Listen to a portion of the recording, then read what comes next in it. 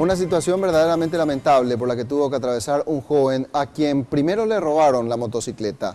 Posteriormente entró en contacto con quienes supuestamente eran los responsables de esta sustracción para negociar una devolución. Terminó pagando por el rescate de su motocicleta, sin embargo todo se trató de una estafa. Te va a girar el 300 ahora y el 200. Y el 200 cuando voy a llegar a tu casa venía enviarme tu moto ya va a estar ya en el camino. Eso es una vez que se saca ya no se mete, pues ya se queda así. Dale. Cumplí nomás tu palabra. Sí.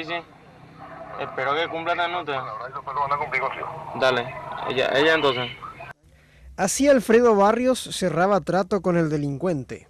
Horas antes, la víctima había publicado en su cuenta de Facebook el circuito cerrado del momento del robo del 18 de julio cerca de las 20 horas. En la imagen se ve como un hombre vestido de blanco y con gorra viene caminando y se lleva la moto como si nada. Yo me estaba preparando para ir al gimnasio a las 7 de la tarde y llegué en el gimnasio, estacioné mi moto enfrente del gimnasio. Me subí a entrenar y a las 8:15 me bajé a mirar si estaba mi moto y ya no encontré. Alfredo sospechaba de movimientos extraños minutos antes del hurto. Y veía así dos tipos y eso venían así, se descompuso su moto y eso enfrente del gimnasio. Y yo más o menos sospechaba, por eso salía a mirar, así hacía todo un ejercicio y salía a mirar mi moto. Pero lo que más le duele es que le faltaban 18 cuotas para terminar de pagar por el biciclo, que cuesta 6.800.000 guaraníes.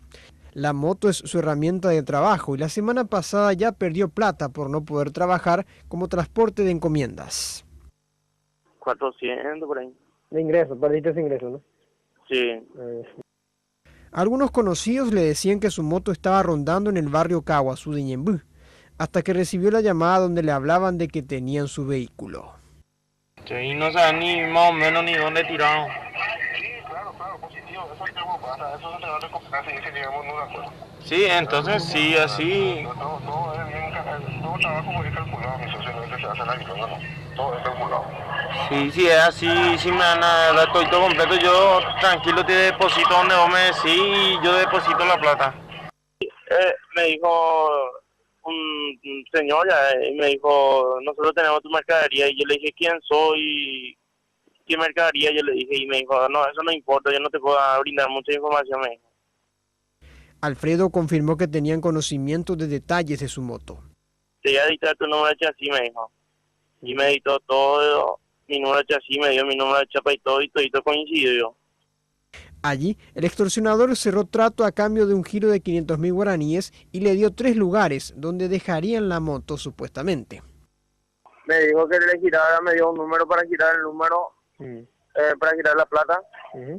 Y yo le dije, no tenía todos los 500.000 en mano, 300.000 lo que tengo, y me dijo que le gire los 300 y mi moto ya va a estar ahí en uno de esos 3 lugares. Al enviar el giro, la extorsión fue concretada, porque Alfredo llamó al número del delincuente y este ya daba pagado, por lo que la moto sigue desaparecida. La víctima cree que los que tienen su rodado serían de la barra de un club local. Son de la barra de Olimpia hacia emergencia médica, me dijeron que es el tipo que me robó. El barrio Cambala.